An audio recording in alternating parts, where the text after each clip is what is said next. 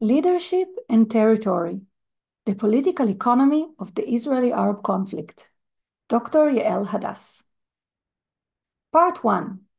Why am I a big fan of Anwar Sadat?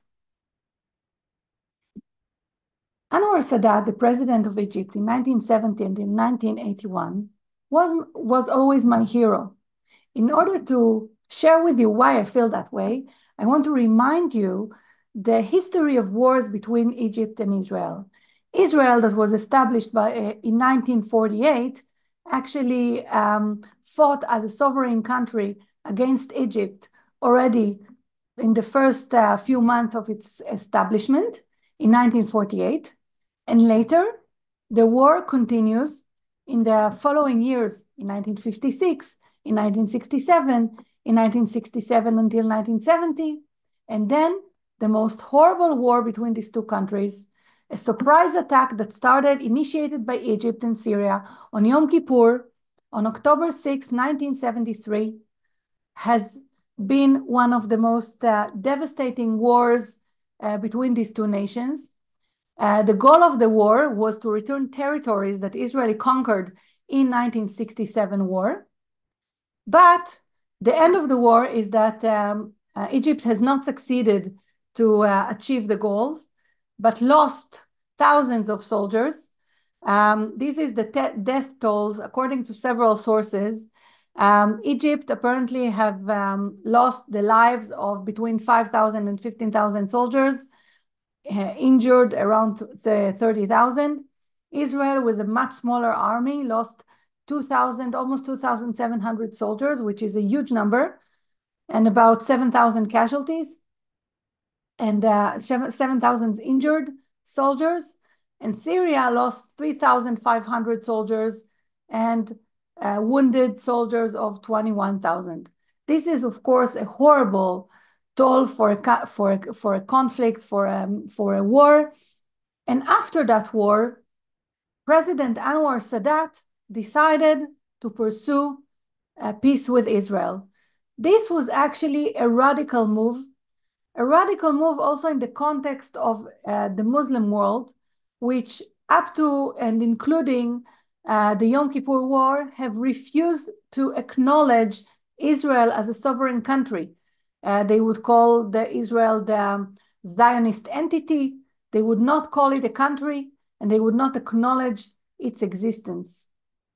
And then on November 9, 1977, only a few years after this horrible war, Sadat declared in the Egyptian People's Assembly, "I am ready to go to the end of the world if this would prevent the wounding, let alone the killing, of a soldier or an officer of my boys. Israel will be surprised when it hears me say that I won't refuse to go to their own home, to the Knesset itself, to discuss it meaning peace." Menachem Begin, the prime minister of Israel on that time, responded in a very welcoming note, even though at first it was hard to believe that Sadat's intentions were genuine.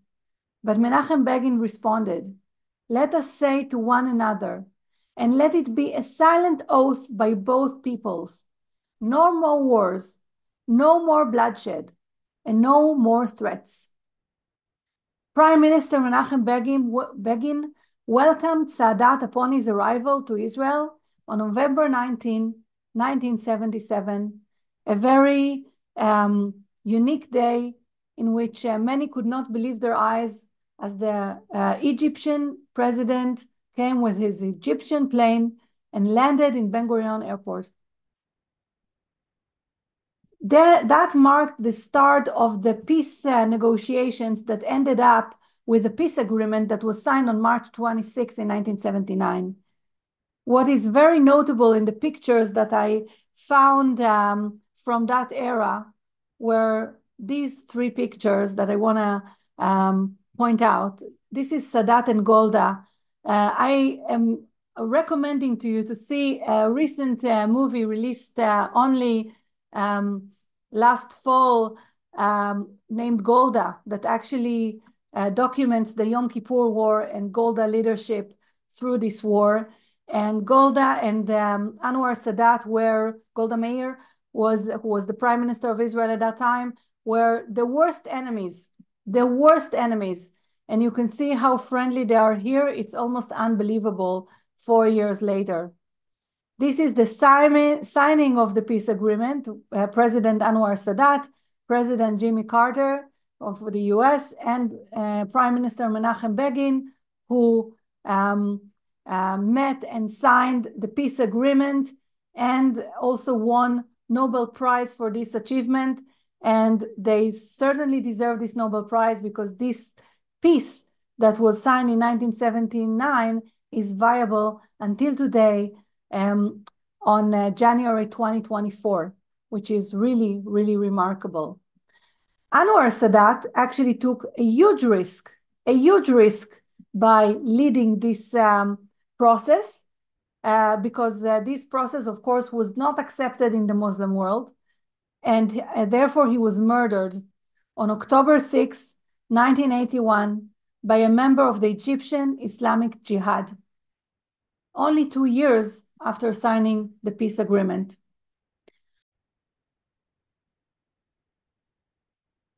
Unfortunately, President Sadat was not the only leader who led his country to peace and was assassinated shortly after. Another important peace agreement between Israel and its neighbors was signed on October 26, 1994.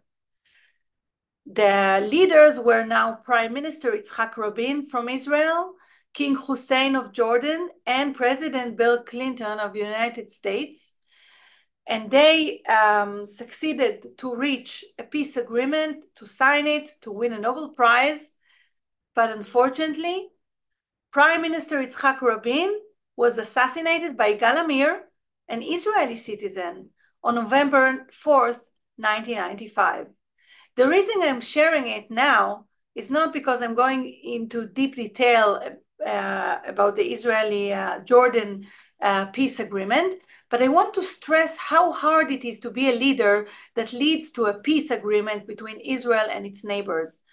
The two leaders that has succeeded to create a sustainable peace agreement that lasts for decades, unfortunately, paid with their own lives by being murdered by their own citizens. Please remember that when we talk about the leadership role in the Israeli-Arab conflict. Now, I want to go to the fruits, the economic fruits of the peace between Egypt and Israel, and now I'm focusing on the Israeli economy. And the decision of Sadat to sign peace agreement with Israel and the collaboration of Prime Minister Menachem Begin allowed both countries to reorganize their resources. This was actually the beginning of the startup nation, which made Israel one of the top 20 richest countries according to the World Bank data. How did that happen? So I want to show you some data. This is actually the defense spending of Israel as a percentage of the GDP. GDP is a measure that measures the magnitude of economic activity within a country. It's actually the dollar value or shekel value, monetary value of all the goods and services that are produced in a country in 1 year. And this is an equivalent to the income. It is actually, think about an income of a family. So GDP is the income of the country. Of course, it's not exactly the income. There's some calculation associated with it, but as a sort of a proxy, it can work.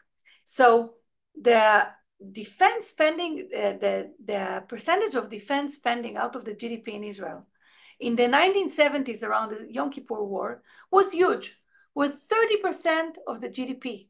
Think about what would happen if you would have to spend 30% of your income only on defending your house. It's a huge fraction of the income. And the peace agreement with Egypt actually allowed Israel to reduce the defense budget. And why is that? Egypt was in fact the strongest opponent of Israel. And whenever Israel was in wars with its neighbors, The neighbors that were collaborating were Egypt, Jordan, Syria, and Lebanon. So when Egypt is out of the equation of fighting because of the peace process, it means that the likelihood that Jordan, Syria, and Lebanon will start a war with Israel is much, much lower.